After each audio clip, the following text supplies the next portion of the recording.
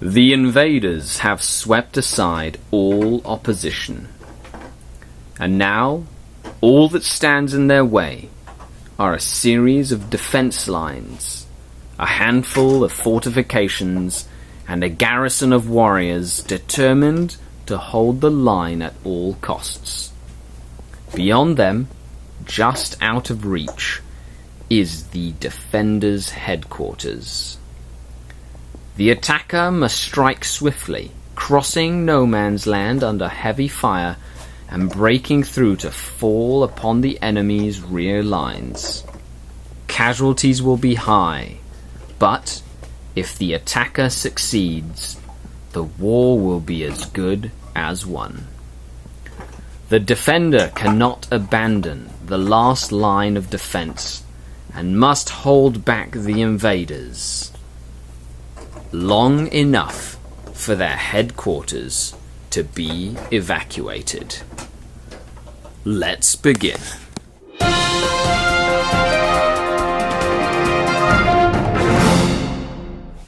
Welcome to another SkaredCast battle report. Today, 2,000 points of Dark Eldar face off against a defending force of Imperial Guard and Space Marines. It is a breakthrough mission, so my job is to try get into his deployment zone and off the table to win the game. There's also 3 objectives that he is trying to keep.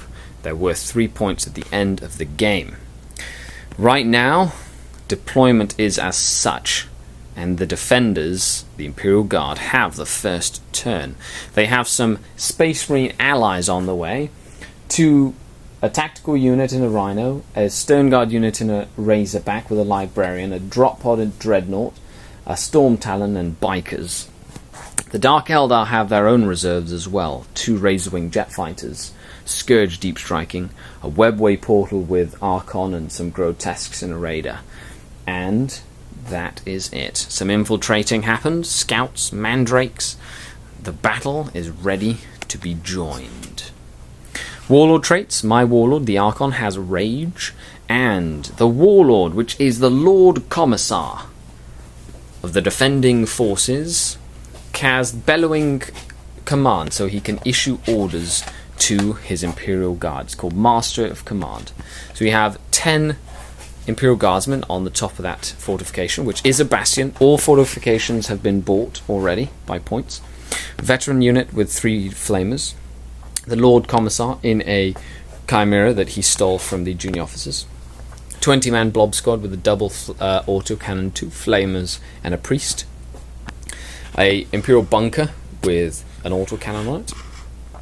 And in reserve, I had already told you, the Dark Eldar force, 2 Talos moving up in a unit, 8 Cabalite warriors in a Raider with Splinter Axe, a Ravager with 3 lances, 10 Racks with 2 flamers, 8 Cabalite warriors, 5 Hellions, 6 Reaver jet bikes with 2 Heat Lancers, and then 4 Grotesques, the Archon, and the Scourge and the Razorwings. Okay, let's get this party started. Will the Dark Eldar seize the initiative against the defending forces? They don't. The Imperial forces. Reinforcements land in the form of a dreadnought that forced the Ravager into jinking and did no damage.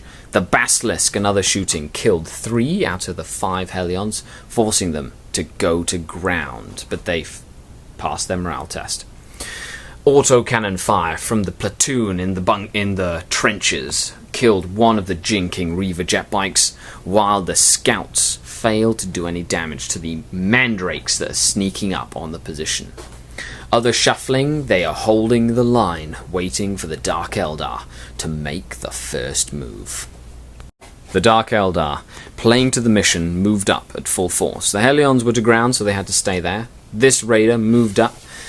The lance from the Raider blew the Stormbolter off the drop pod, and the blaster in the unit killed the Dreadnought with a lucky 6. Other shooting, we had all the Raiders and the two Raiders and the Ravager boost up closer to the enemy lines, and the Talos move and run 2 inches. The mandrakes moved up and fired their bale blasts into the scouts, but they passed their cloak saves, while the Reaver jet bikes boosted to this wall, getting ready to jump over to do some damage. So now we're going to roll for some Space Marine reserves to see if the Imperial Guard defenders receive reinforcements. The bikes. They do not Storm arrive. Talon. It does not arrive. The Razorback. It arrives. And the Rhino. It does not arrive. So the Storm Talon is off. The Razorback with the Stern Guard and the Librarian arrive as the defenders are looking at a grim outcome. The Stern Guard arrived on the flank with the Librarian. Shooting saw this Raider can't move and can only snap shoot, suffering a hull point. This Raider took 2 hull points from ignore cover bolter rounds. This Ravager was immobilized and forced to jink by a Basilisk that blew it out of the sky, and now it's just stuck there.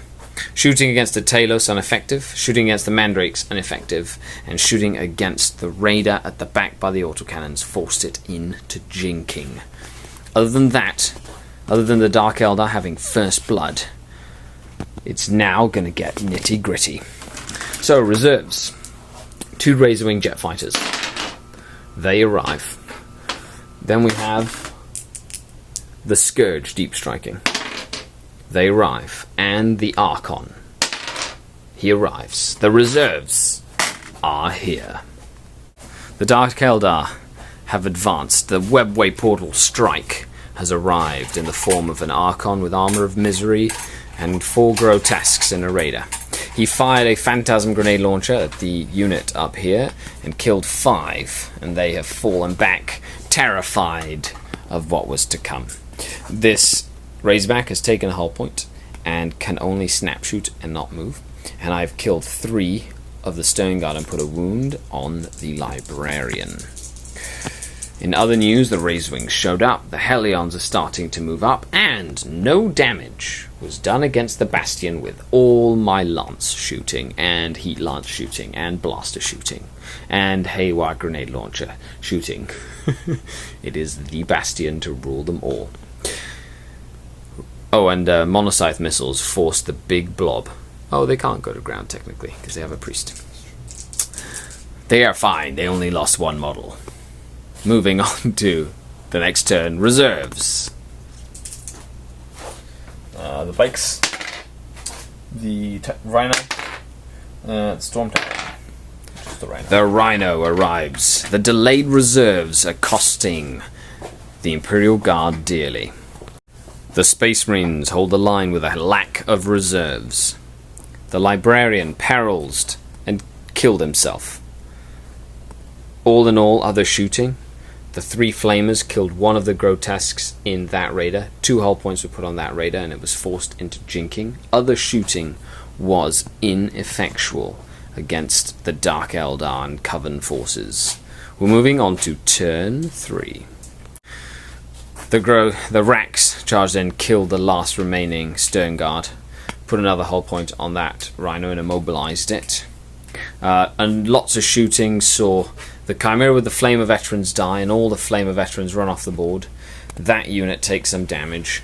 The Junior Officer die and a lot of damage, well, just a few damage to the big blob. Other than that, the entire Dark Eldar army is pressing forward into the enemy zone. Storm Talon showed up, put 6 penetrating hits on my Razorwing, blew it out of the sky. Other reserves have arrived, whittling down the Rax, killing the Raider with the Archon, and killing 2 of the 3 Grotesques that got out with him. Other shooting was ineffectual except for killing 3 Reaver jet bikes after forcing them to jink.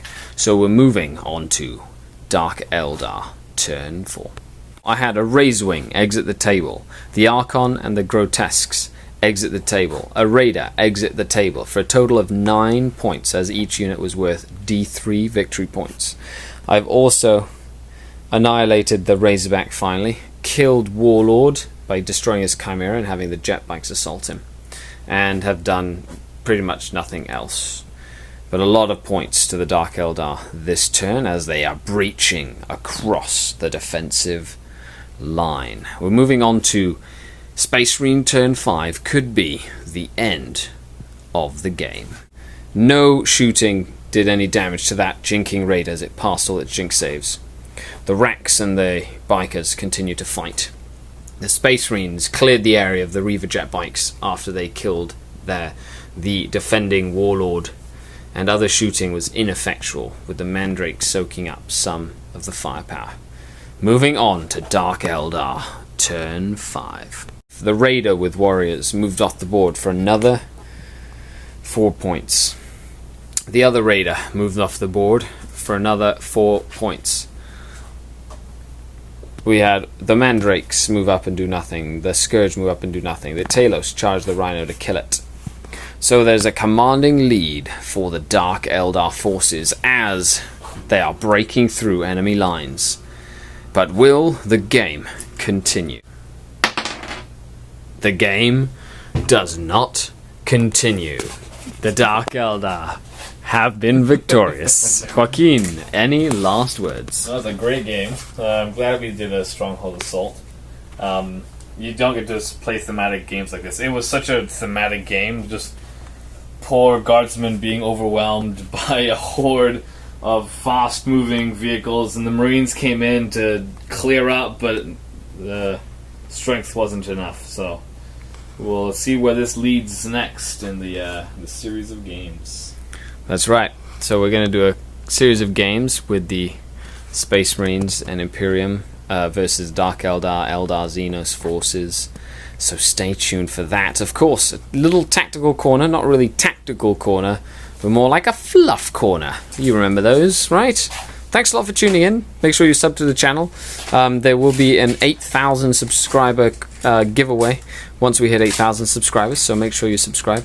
Like the Facebook page, see the other videos, etc, etc, etc. All spoilers aside, you guys are awesome. Thanks for commenting and watching.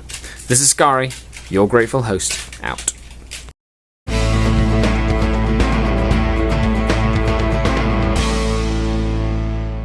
Hello and welcome to another Fluff Corner. This was a very fun themed game.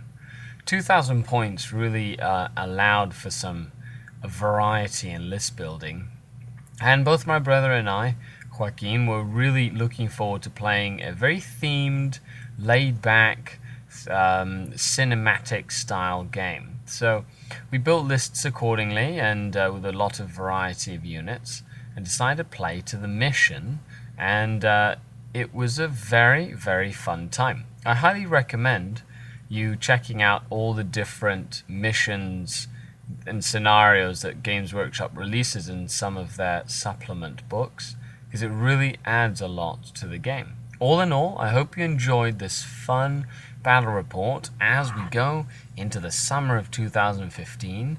Make sure you check the links down below, and once again, thanks a lot. This is Skari, your grateful host, and we'll be back with more great content.